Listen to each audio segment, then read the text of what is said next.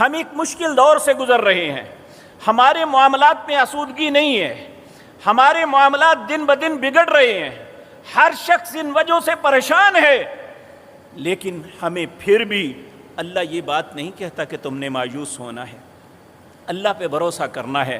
اللہ رب العزت کہتے ہیں تمہاری دنیا اور آخرت کی کامیابی کس میں ہے؟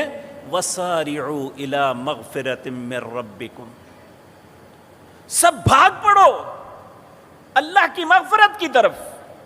اللہ تمہیں معاف کرنا چاہتا ہے، اور انسان جو ہے معافی کے بجائے دوسرے راستے کو اختیار کر رہا ہے۔ اللہ اکبر۔